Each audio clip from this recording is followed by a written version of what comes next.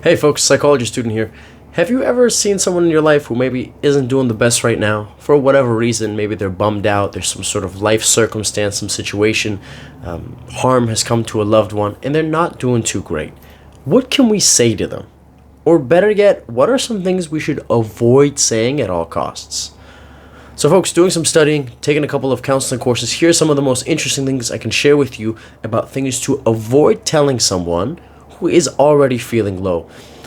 These are things that people say, usually with good intentions, but we don't fully sit there and think about the consequences that our words have. For example, telling someone it's not that big of a deal. It's not that big of a deal. You're being overly sensitive. Now, what I'm saying, it sounds very casual. This is something that you've definitely heard people say. Maybe someone said it to you. Maybe you've said it to other people. Here's the thing. For that person, it might be a really big deal. And when we look at someone, no matter what they're going through, and we say, it's not that big of a deal, it's not that big of a deal according to whom exactly?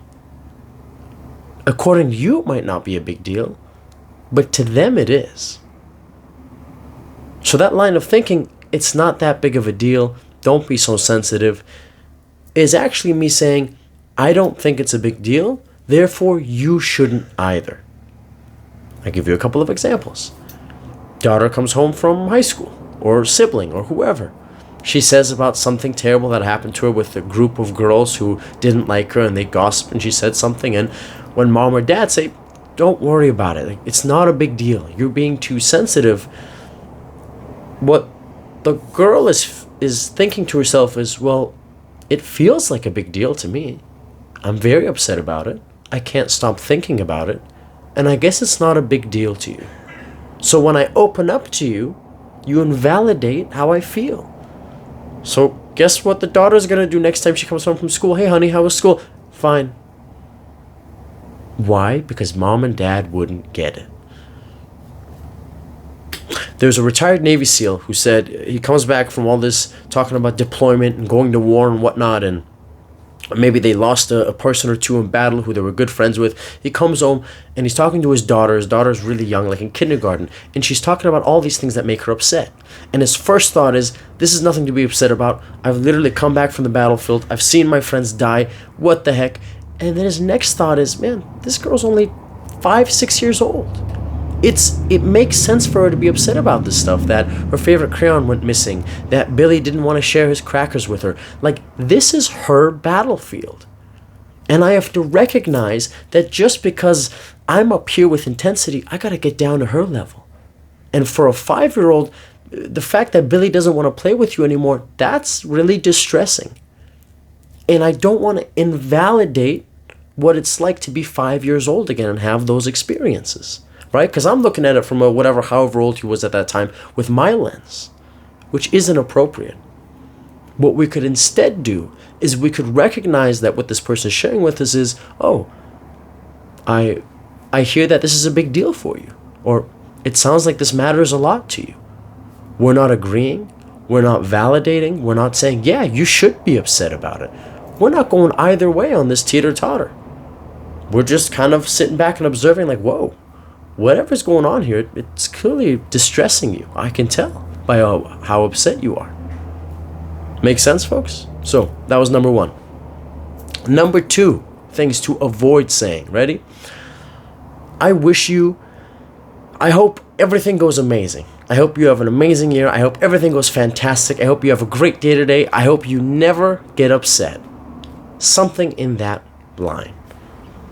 Now, folks, you're going to hear things all the time, right? I wish you an amazing year.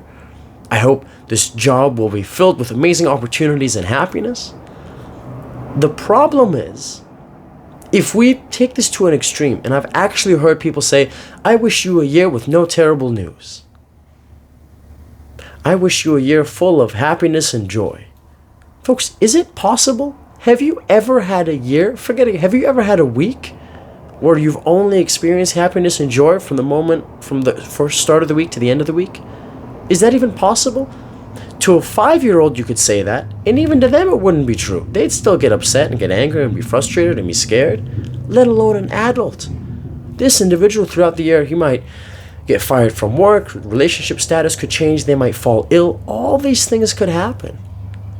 And the moment I go, I wish you a year full of only happiness and joy, what we do is we don't set people up with proper expectations. I stopped wishing people happy years a long time ago. I wish you a year full of joy and happiness. Well, I also wish to wake up tomorrow and find 3 Porsches in my parking lot, but that's not going to happen either. Both of those are ridiculous, but one of those people keeps saying. What I'd rather say, what I do say to people now is, hey, I wish you an abundance of love and resilience for whatever's to come. Why? I'm wishing you self-love. I'm wishing you love, not only for you, but the people around you, so that you can reciprocate it, so that it reminds you to take care of your relationships, to be a social creature. And I also wish you resilience. Because it's not if life gets hard, but it's when life gets hard. When something distresses you at work, when somebody gets under your nerves, when somebody tries to invalidate your experience, when somebody tries to take advantage of you or exploit you, your resilience will be tested. And that's why it's really, really, really important that we don't lie to people and say, hey, this is going to be an easy year for you. Really? Nothing bad is going to happen this year for you. Man, I wish you just a year full of happiness. That's it. No struggle. Have you lived life before? Have you seen any movie ever? Have you played any video game ever, folks? It just doesn't work like that. So instead of saying, hey, I wish you just happiness nonstop, hey, I wish you acceptance and resilience. I wish you mental fortitude. And I know it sounds weird and it sounds abnormal because people don't talk like this. Because people don't actually think about what they're saying. So number 2 is being careful when we wish people things that are literally impossible. Okay, with me? Number 3, it could be worse. It could be worse. It could be worse comes from what? You should be grateful. Okay, imagine this. Okay, I'm going to go pretty extreme because I really want to get this example across. One of your loved ones passes away, okay? And at the funeral, as you're crying, someone puts their hand on your shoulder and goes, hey man, it could be worse. You could have 2 loved ones passed away, so you should be grateful. Imagine being at a funeral where someone's just lost a very close loved one, and you're telling them you should be grateful because it could have been worse. They could have suffered. At least it was quick. Folks, I'm all for gratitude and for being grateful, but there's a time and a place. And I'm concerned that when we shove that in people's throats, we're not giving them an opportunity to mourn and to be sad. And the weird paradox is the only way we can move forward is if we fully accept what's going on. And if you're sad, man, be sad. If you're angry, be angry. If you're frustrated, be frustrated. But if we just jump from something terrible happens, well, at least I didn't, it could have been worse. I would not recommend it.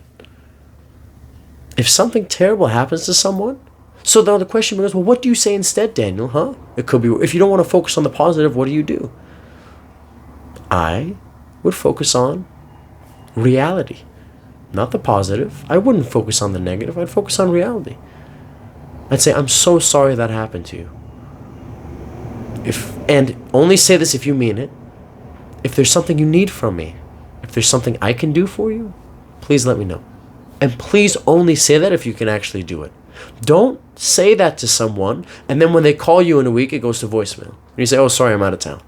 Right? I'd rather you don't say that than say that and not be able to follow through. There's nothing wrong with someone being in a bad place, failed test, broken leg, lost in a relationship, and you just go, I'm so sorry to hear that. I can't imagine what you must be going through. That's it. It's that simple. It's okay to just sit in it for a little bit. I'm not talking about a month, 6 months, 3 years, but for a little bit. It's normal. When you cut yourself, you're going to bleed. A tree is going to grow, and eventually its leaves will fall. When you crack an egg, the yellowness in the yolk will come out. These are just, it's kind of like, it's a way of life. It'd be weird if nobody at a funeral was sad, if you were kind of upbeat and happy, right? That'd be strange. So rather than saying it could be worse, maybe we could say, let's not think about what it could be, what if, what it should be, what could have happened, what would have happened. Let's just focus on what is. You're in this situation. I'm so sorry. That must be horrible. That's it. And then, once we've gotten through that, then we can get into discussions about looking forward. But only once we've accepted the present. Okay? Next one. Not to say to someone who is bummed out or who isn't doing too well is this. And by the way, folks, while I'm talking about this, you may have heard these, you might disagree. That's totally okay. We all have our own thoughts. We all have our own experiences. If your experiences are different, or if you have other ones to share, don't hesitate. Reach out to me on Instagram or something. Let me know, what else have you heard? Or you can leave a comment on YouTube or wherever you're listening to this, because I'm always curious about other things that you've heard not to tell people, or things that you've heard that you don't think are a good idea to say. Okay? Next one. Another thing that you should not tell someone is, don't think about it. In my experience, doing research, talking to psychologists, talking to counselors, suppression does not work. I'm really upset. What's going on? Well, just my manager keeps getting under my nerves, and he's such a jerk, and he's blah, blah, blah, this and that, and when he's around, working sucks so much more. Don't think about it. Don't think about what? My manager. Your manager. Folks, when we say don't think about your manager, do you realize what you have to do? You have to think about your manager first, and then the don't comes afterwards. Does that make sense? If someone's running and I say, hey, do not run. First they have to think about running, and they have to think, okay, that's a thing I cannot do. Instead of saying do not run, say please walk.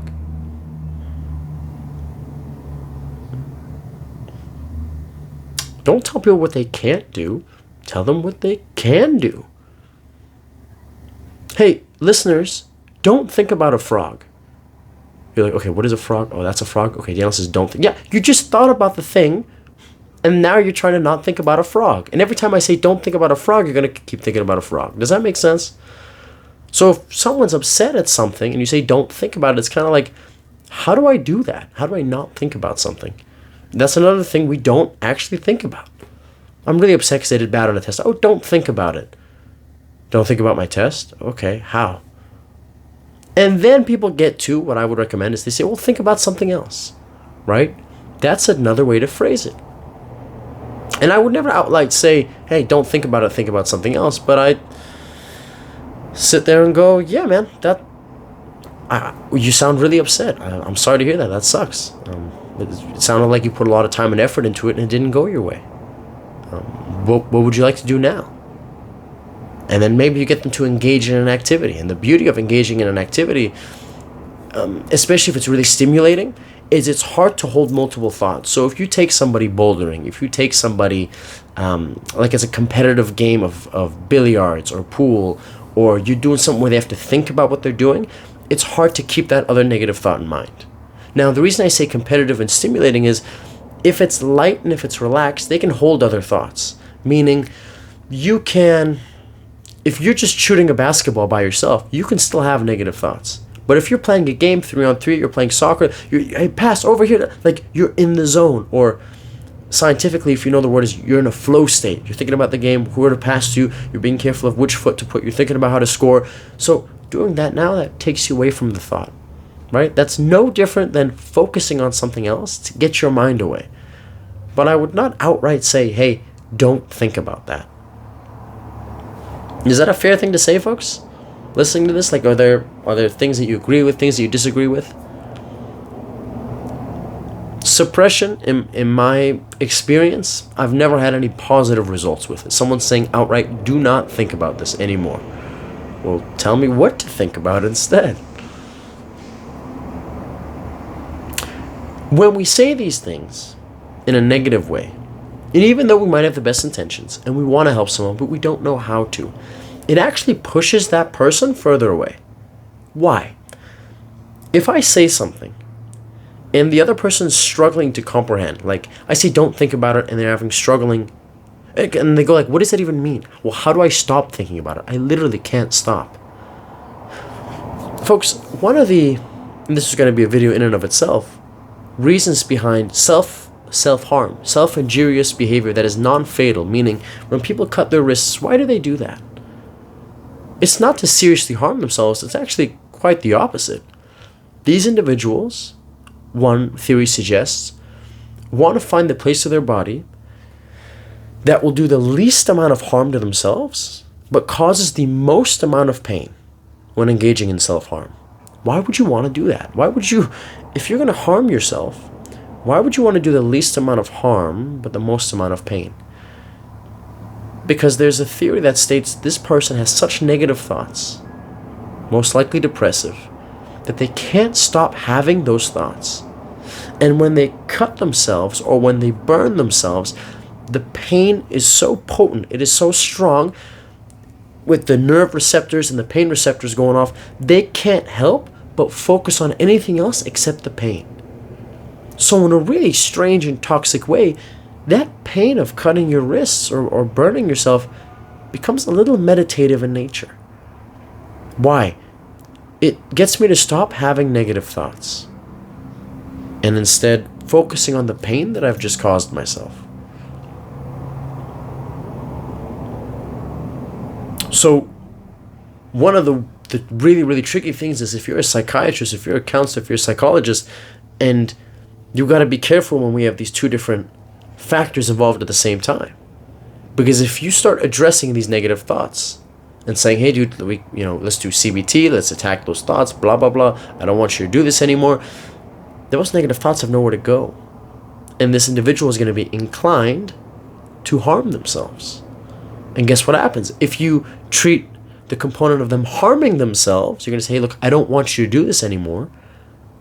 Well, then the negative thoughts, those negative beliefs, the ruminating goes up.